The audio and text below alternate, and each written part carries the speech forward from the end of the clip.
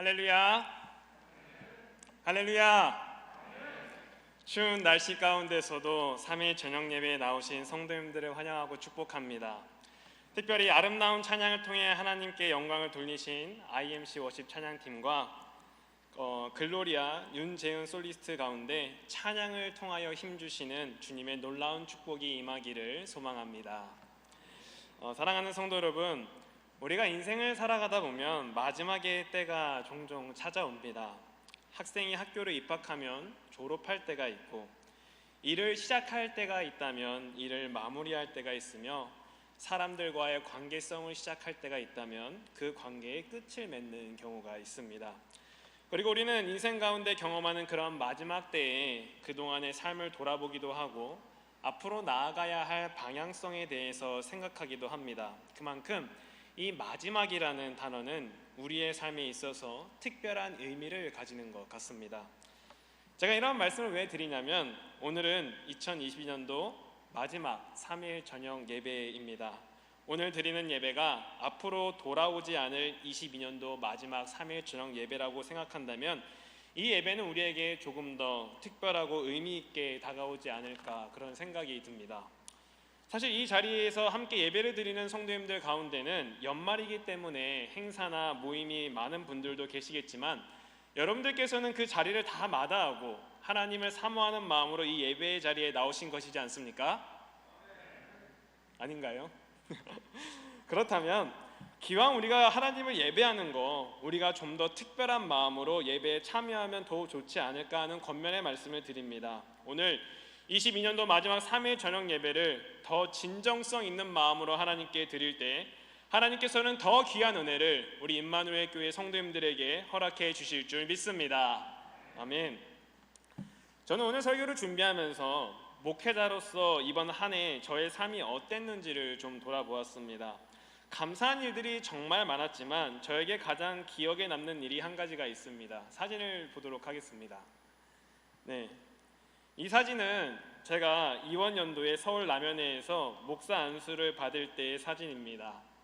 맞습니다. 22년도에 저에게 가장 기억에 남는 감사한 일은 많은 성도님들의 축복 가운데서 목사 안수를 받은 일입니다. 사진을 내려주셔도 좋습니다.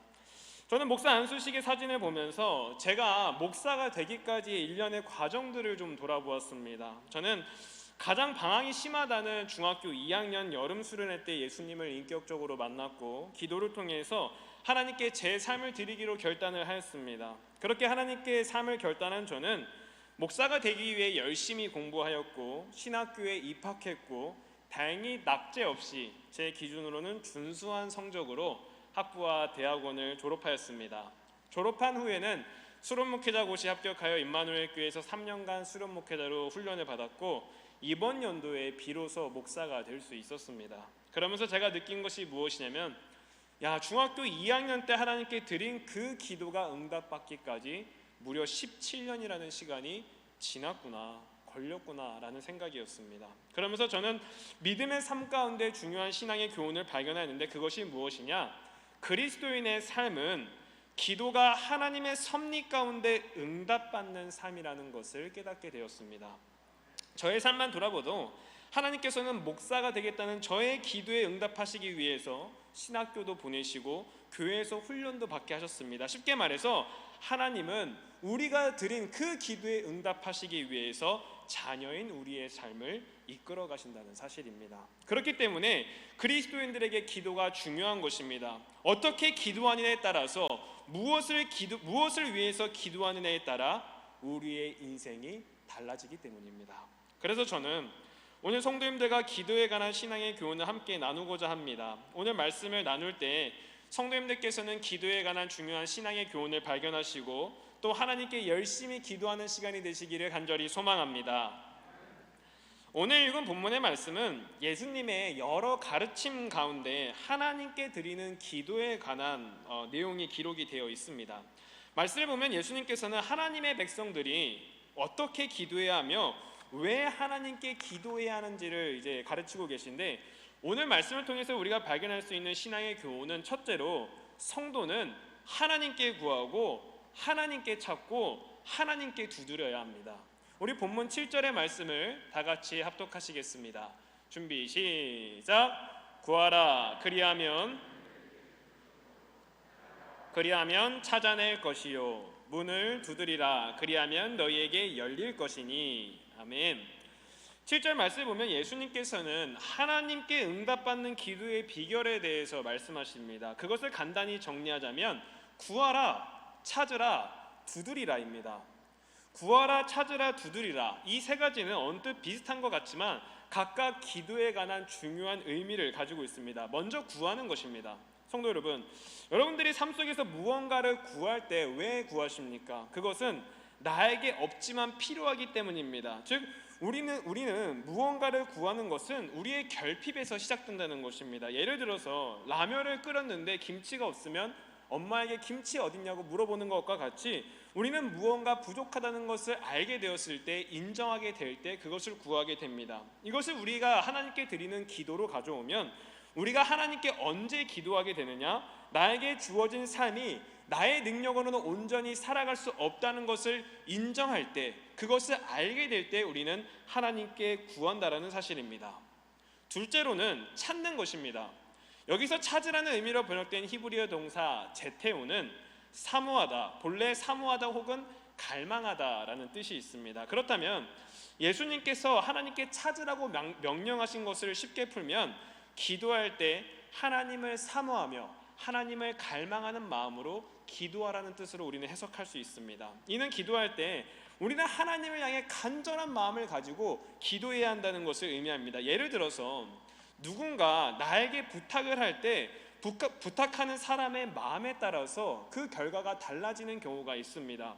아무리 어렵고 들어주기 힘든 일이라도 부탁하는 사람이 정말 나를 향하여 간절한 마음으로 부탁을 했을 때 부탁을 받는 우리의 입장에서는 그것을 위해서 다시 한번 고민하는 경우가 있고, 때로는 그 마음 때문에 내가 손해를 보더라도 그 부탁을 수용하는 경우가 있습니다. 이처럼 우리가 하나님께 기도할 때는 그냥 단순히 습관적으로 기도하는 것이 아니라 정말 이 기도를 향하여 하나님께 간절한 마음을 가지고 기도해야 하는 것을 의미합니다. 마지막으로 두드리라입니다. 이 두드리라는 것은 기도할 때 우리에게 필요한 것이 인내라는 것을 의미합니다. 집 주인이 문 두드리는 소리를 듣고 문을 열어줄 때까지 우리는 인내하며 기도해야 합니다.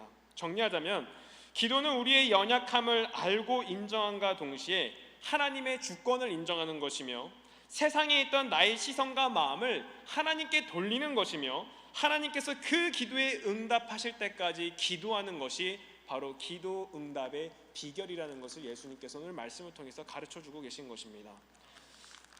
그래서 어떻게 보면 기도라는 것은 참으로 어려운 일인 것 같습니다. 나의 부족함을 인정하는 것이고, 또 하나님께서 기도에 응답해 주실 때까지 기다려야 되는 것이고, 그러나 우리가 오늘 예수님께서 가르쳐 주신 그 기도의 요소를 가지고, 그런 마음과 태도를 가지고 기도할 때 우리는 어떻게 됩니까? 본문 8절의 말씀을 보면 구하는 이마다 받을 것이요 찾는 이는 찾아낼 것이요 두드리는 이에게는 열릴 것이니라. 아멘.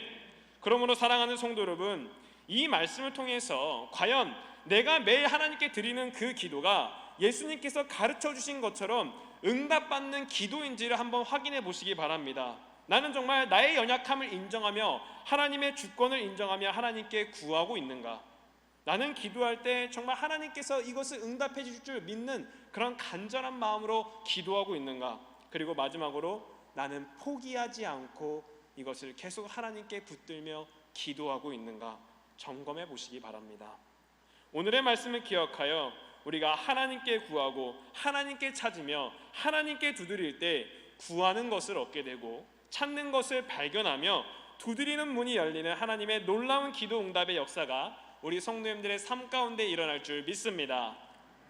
오늘 말씀을 통해서 발견할 수 있는 신앙의 교훈은 둘째로, 하나님은 기도하는 자녀에게 좋은 것을 주기 원하시는 분입니다.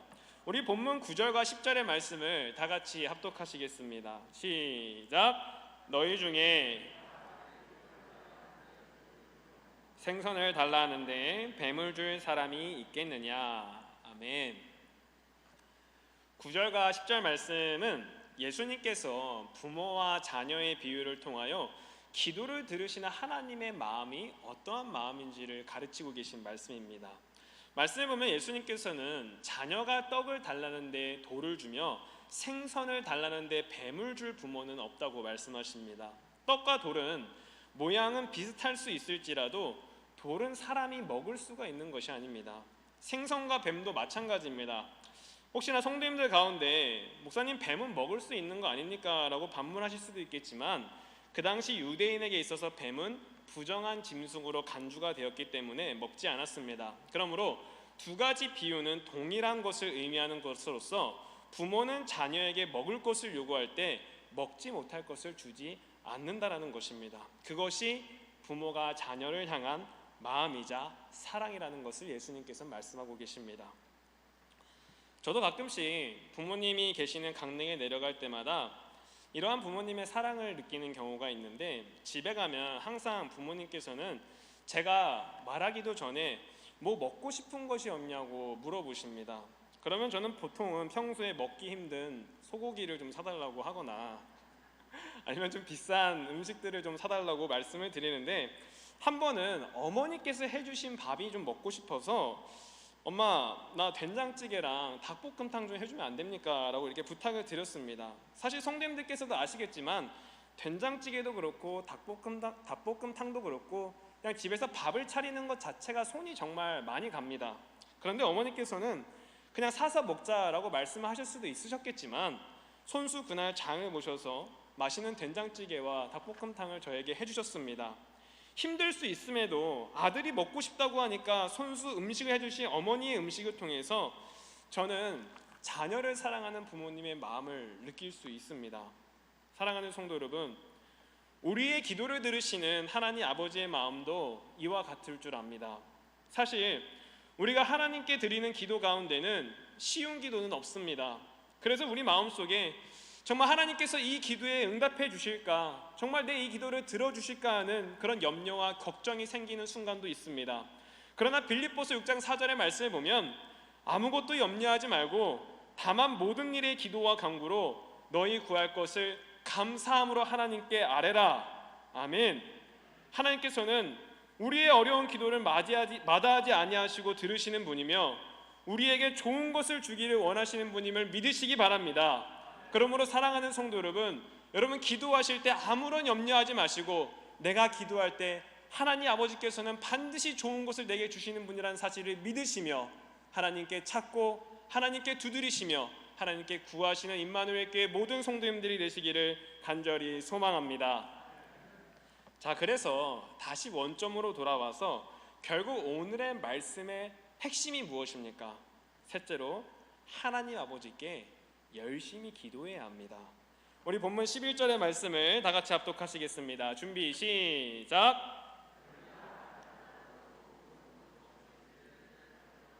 하물며 하늘에 계신 너희 아버지께서 구하는 자에게 좋은 것으로 주시지 않겠느냐. 아멘.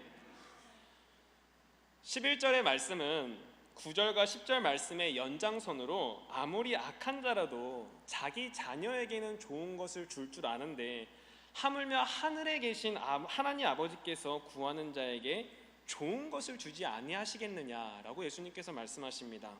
이 말씀에는 핵심이 되는 것이 있습니다. 그것은 하나님 아버지는 구하는 자에게 좋은 것을 주신다는 사실입니다. 즉 하나님께서는 기도하는 자에게 좋은 것을 주신다는 것을 의미합니다. 그런데 그리스도인들은 이러한 사실을 간과한 채 기도하지도 않으면서 그저 하나님께서 좋은 것을 주실 거야 라는 막연한 믿음과 기대를 가지고 살아갑니다. 하지만 그리스도인들은 하나님 아버지께 기도해야 하며 하나님 아버지께 기도할 때 하나님은 우리에게 좋은 것을 허락해 주십니다. 이것이 기도하는 사람과 기도하지 않는 사람의 차이입니다. 제가 이러한 교훈을 경험하게 된 일이 있었는데, 제가 전도사로 고등부를 섬기고 있을 때의 일입니다. 때는 고등부 학생들의 입교 교육을 진행하는 시기였는데 하루는 두 친구가 함께 와서 저에게 교육을 받았는데, 교육을 마치고 나니 저녁 먹을 시간이 가까워서 제가 저녁을 사주겠다고 이 친구들에게 얘기를 했습니다.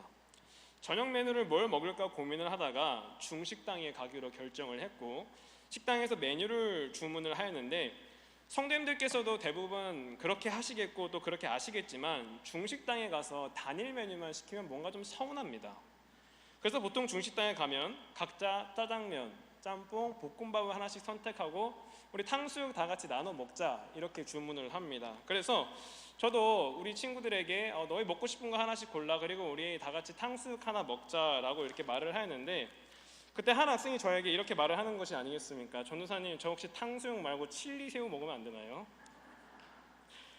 성도님들도 아시겠지만 칠리새우의 단가는 탕수육보다 훨씬 비쌉니다. 그래서 저도 칠리새우는 누가 사주지 않는 이상 잘 먹지 않는 요리인데 이 친구가 탕수육을 먹자고 했을 때 칠리새우가 먹고 싶다는 것이었습니다. 그래서 저는 순간 칠리새우 같은 소리 하고 있네 라고 말할 뻔했지만 기쁜 마음으로 이 학생들에게 그 비싼 칠리새우를 사줬습니다. 왜냐하면 이 학생들은 제가 담당하는 사랑스러운 제자들이었기 때문입니다. 그런데 만약에 그 친구가 저에게 이 식당에서 전사님 저 칠리새우 먹고 싶어요 라고 말을 하지 않았더라면 그 친구는 그냥 제가 사주는 탕수육을 먹었을 겁니다. 하지만 그 친구가 칠리새우가 먹고 싶다고 얘기를 했기 때문에, 말을 했기 때문에 그 학생은 자기가 먹고 싶었던 칠리새우를 먹을 수 있었습니다. 성도 여러분, 제가 이 이야기를 통해서 우리 성도님들과 나누고 싶은 것은 당연히 우리가 믿는 하나님께서는, 하나님 아버지께서는 우리에게 좋은 것을 주시고자 하실 것입니다. 하지만 오늘의 말씀처럼 정말 우리가 간절히 구하고 하나님께 찾고 하나님께 두드릴 때 하나님께서 우리에게 더 좋은 것을 주시지 아니하시겠습니까? 그러므로 성도 여러분, 기도할 것이 있다면 생각만 하지 마시고 예배의 자리에 나오시기 바랍니다. 기도하시기 바랍니다. 주님께 부르짖으시기 바랍니다. 예레미야 29장 12절의 말씀 보면 너희가 내게 부르짖으면 내가 와서 기도하면 내가 너희들의 기도를 들을 것이요. 아멘. 예배의 자리를 찾고 하나님께 부르짖는 성도님들의 기도를 하나님께서 들으실 것이고 그 기도 가운데 하나님께서 좋은 것으로 응답해 주실 줄 믿습니다. 그러므로 사랑하는 성도 여러분, 돌아오는 한 해에는 우리가 더욱 힘써 예배의 자리를 지키기를 원합니다. 우리가 더욱 기도하기를 원합니다. 우리가 하나님께 구하기를 원합니다. 하나님께 찾으며 하나님께 두드리는 임마누엘 교회 성도님들의 삶 가운데 하나님의 섭리 가운데 하나님 아버지께서 더 좋은 것을 우리 임마누엘 교회 성도님들의 삶과 가정과 일터 가운데 허락해 주실 줄 믿습니다.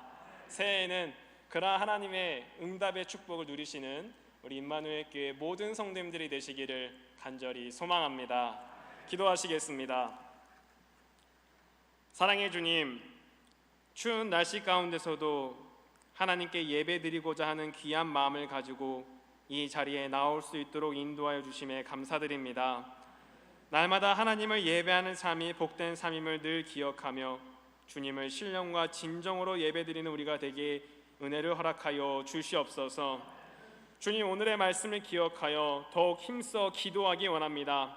하나님 아버지께서는 분명히 우리의 기도를 들으시며 가장 좋은 곳으로 응답하시기를 원하시는 분임을 믿사오니 우리가 새해에는 더욱 힘써 하나님께 구하고 하나님께 찾고 하나님께 두드리며 기도하는 자녀가 될 수 있도록 인도하여 주시옵소서.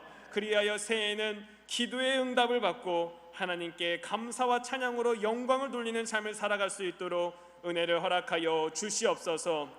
주님, 이번 주 결단을 실천하며 나아가기 원합니다. 예수님 이름 아래 겸손하겠습니다. 우리가 결단하였사오니 우리의 삶의 주인이 오직 주님이심을 기억하며 주님 앞에서 늘 겸손한 삶을 살아갈 수 있도록 은혜를 허락하여 주시옵소서.